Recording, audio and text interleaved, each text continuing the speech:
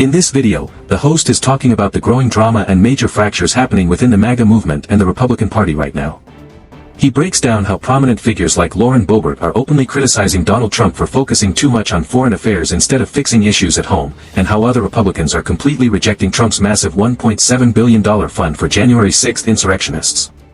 He also discusses the sudden resignation of the Daily Wire's CEO amid mass layoffs, using it to show that conservative media is falling apart. Finally, he analyzes recent primary election data to prove that Trump's endorsements aren't as powerful as they used to be, warning that Trump might just let the whole movement burn down as they head into the midterms.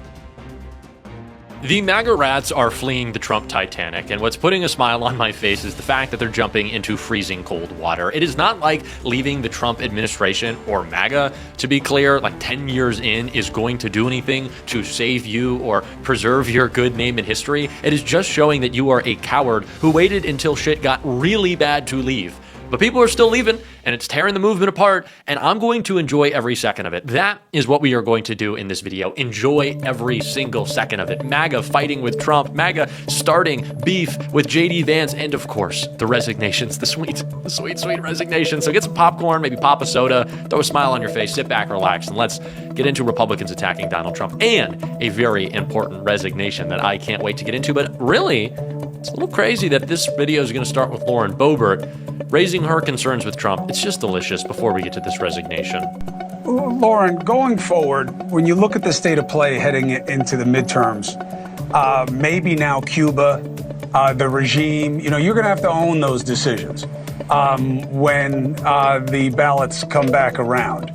And what do you make of not focusing on the domestic battles that a lot of MAGA voters signed up for? That was the war they thought they were going to be fighting, was a policy battle about fixing the affordability crisis at home that has really real implications in your home state and specifically in your district. What do you make of that? Yes, so these foreign issues that we are facing are not my top priority. I understand that the president is tackling them hard. I praised him for his work in Venezuela. I praised him for the initial strikes in Iran. And it's really tough to defend all the aspects of this war with Iran currently, especially when we see the Secretary of War doing campaign events in Kentucky, of all places, in the middle of a war. That's really difficult to grasp. Oh, really, Lauren? It's not too great. It's not too easy defending Donald Trump, killing innocent brown people, killing, let's be real, Americans on behalf of Israel. It's not easy defending the skyrocketing costs. It's kind of tough. We didn't expect this. Have you not been paying attention? These people are in the Trump cult, yet they don't pay attention to anything that Trump does. We all saw this coming, Lauren, just because you didn't, because you're not too, because you're too busy.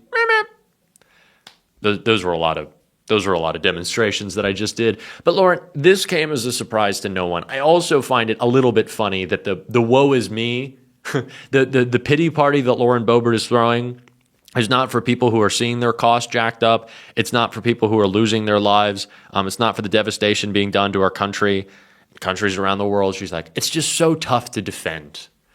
I think there's something worse here, Lauren, than you having to defend it. I think it's the fact that it's happening, but these people don't seem to care.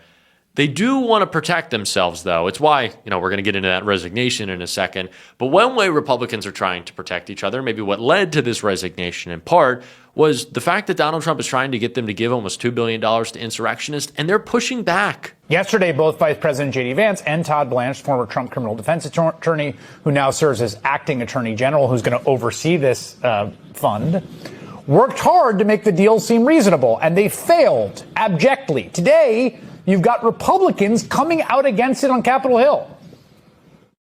It doesn't look right. You can't do it that way when you're negotiating with yourself and for yourself. What do you make of this $1.7 billion fund for bad news? We're going to try to kill it. You're going to try and kill it? Yep. Wow. It is as if somebody sued themselves and agreed upon a settlement with themselves that's going to be funded by the rest of us. Now, if that's the case, what? Wait a second. I just came off the campaign trail. People are concerned about making their own ends meet, not about putting a slush fund together without a legal precedent. That's a Republican calling Trump's settlement a slush fund, and another one threatening to kill it. Even the top Republican in the Senate, the one who sets the body's agenda, is sounding skeptical.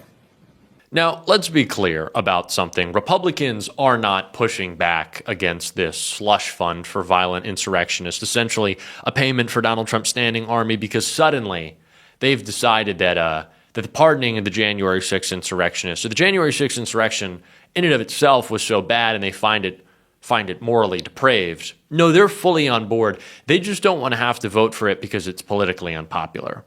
And what is so important is we've reached the critical mass now where it is more politically damaging to vote in favor of Trump's nonsense than to have to take on Trump attacking you for not voting for his nonsense. And nonsense, I think, is underselling what he's doing here.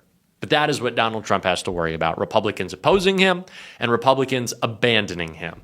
And it is not just in the Congress, it is also in the media, where Donald Trump's biggest allies, they usually sit at the Fox propaganda outlet or the Daily Wire, which is currently falling apart. Journalist Ken Klippenstein, and I'd say great journalist Ken Klippenstein, reports the CEO of the Daily Wire, Ben Shapiro's company, just resigned. Yes, the Daily Wire, which just saw mass layoffs, is now seeing its CEO exit stage right. Yummers. Now, I'm not a business genius.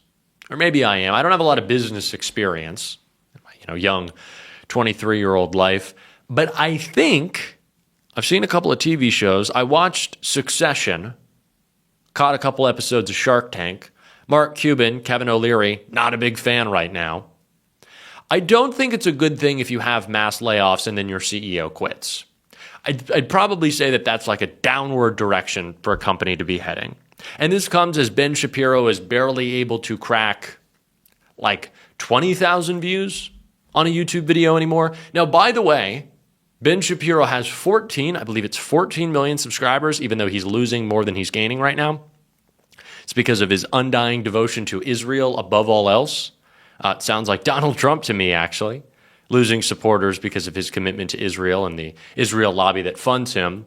But Ben Shapiro barely able to drag in any views. Now, if you go to my past couple of videos, I think with a significantly smaller channel, we've been able to crack higher numbers than Ben. So the CEO of this organization, which is me, will not be stepping down anytime soon. So I hope that's good news for y'all. But a shock resignation from that Republican CEO of the Daily Wire.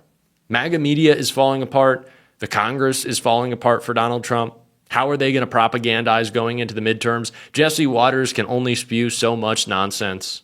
And when he does, he's bound to get shut down by Jessica Tarlov, which was also a great look into the state of MAGA right now that I want to take a look at. Yeah, well, what he's saying is that Republicans are talking about the great night that they had, and President Trump did have a good night in terms of his endorsements. I want to unpack what happened in some of these races. But so he's saying they're out there, riding high, saying, we're on our way to this. Virginia didn't end up going our way. Right now, Cook has the Republicans with a +5 advantage in the House. That's not assuming that we can pick up Virginia 1 and 2 and North Carolina 1, which I think that we can. But he's saying we got to bring this back down to earth and let's talk about the facts on the ground, which is not that Democrats are spiraling, but that we have, according to the latest polling the last 2 days, Quinnipiac and the New York Times, a 10+ point advantage on the generic ballot. President Trump is at a 34% approval rating in the Quinnipiac poll, and he's underwater 18 points with independents. So last night, he can feel really good about what happened with Thomas Massie, but that district was a Trump +35, and they only won by 10 points, and they had to spend $35 million on it. It usually costs $100,000 to $500,000 to win a primary. $35 million, tens of millions of dollars coming in from outside groups. I was astounded by this. You watch the parties at the end of the night. Thomas Massie's party, packed. Ed Gelrain, is that how you pronounce it? Has nobody there, no state lawmakers. He got 70 donors in total from Kentucky, whereas Thomas Massie had over 1,500 donations. This was about outside money and Donald Trump going after him, and he didn't even win as big as he should have. You look in Georgia, who John Ossoff may square off against. There's going to be a runoff, both of them lockstep with Donald Trump in arguably a purple state right now where Ossoff has a big advantage. The endorsement of Ken Paxton yesterday, probably not that good for the Republicans. Brian Kilmeade was talking about it this morning. The guy was impeached by his own colleagues, too repugnant for Republicans, wife leaving him, divorcing him on biblical grounds. And then Trump is out there and his platform is, I want absolute loyalty. I want to trade stocks, make hundreds of millions of dollars. I want my 1776 fund to make sure J6ers, get the money that they're owed. I want immunity for me and my family from an audit forevermore. His kids are making tons of money. That's not a compelling platform. This is your healthcare plan. This is like, I want to get rich and I don't care that you are poorer. So that's what last night told me. Wow. What Thomas Massie articulated in his disappointing loss, but I think still an important loss, like a good loss, there are good losses, is that the MAGA coalition generationally has certainly changed, and that Donald Trump has certainly cost future Republicans a big slice of the pie going forward. And I think he's okay with that. And that's the thing that Republicans should be really worried about, is that Donald Trump is more than likely going to be very happy to watch it all burn down. He's not really going to care. Maybe he'll encourage it to say, well, I was the savior of the Republicans, and then when they didn't have me, it all fell apart. And please let it all fall apart. I'll be thrilled.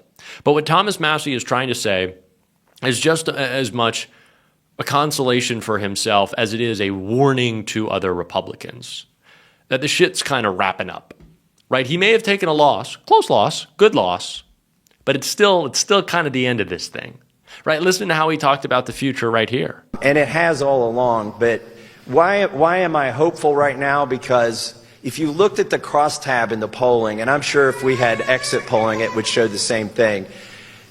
We have the younger demographic. We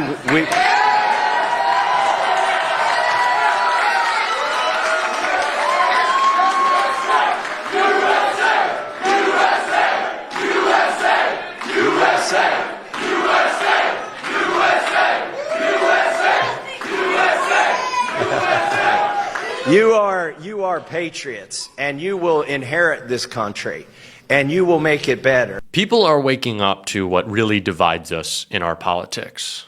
A little bit left and right sometimes, but really top down, right? It's really not a culture war, but a class one. It is the systems that put a person like Donald Trump in place, not just Donald Trump. It is the culture, the disgusting nature of the Israeli state, not just Benjamin Netanyahu, that we need to oppose. That's why we talk about ending offensive and defensive weapons, no more aid, sanctions on Israel. Those are solutions.